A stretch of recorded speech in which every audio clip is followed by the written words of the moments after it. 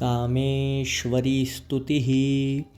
युधिष्ठिर उवाच ॐ नमस्ते परमेशानि ब्रह्मरूपे सनातनी सुरासुरजगद्वन्द्ये कामेश्वरि नमोऽस्तु ते।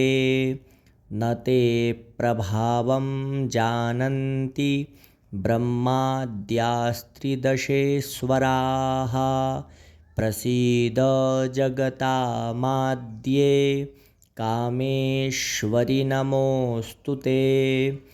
अनादिपरमा विद्या देहिनां देहधारिणी त्वमेवासि जगद्वन्द्ये कामेश्वरि नमोऽस्तु ते।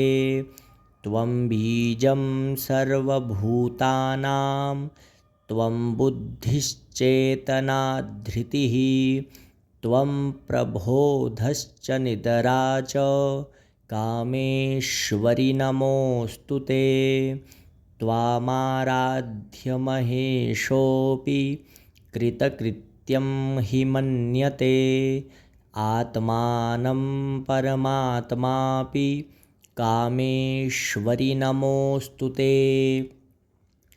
दुर्वृत्तवृत्तसंहर्त्री पापपुण्यफलप्रदे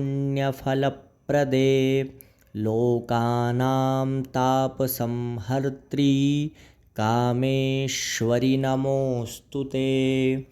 त्वमेका सर्वलोकानां सृष्टिस्थित्यन्तकारिणी करालवदने काली कामेश्वरि नमोऽस्तु ते।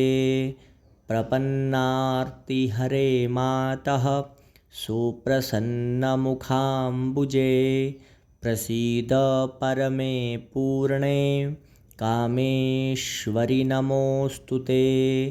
त्वामाश्रयन्ति ये भक्त्या यान्ति चाश्रयतां तु ते जगतां त्रिजगद्धात्री कामेश्वरि नमोऽस्तु ते।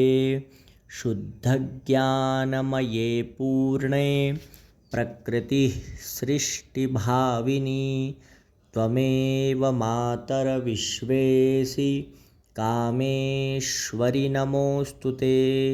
शुद्धज्ञानमये पूर्णे प्रकृतिः सृष्टिभाविनी त्वमेव मातर्विश्वेसि कामेश्वरि नमोऽस्तु ते।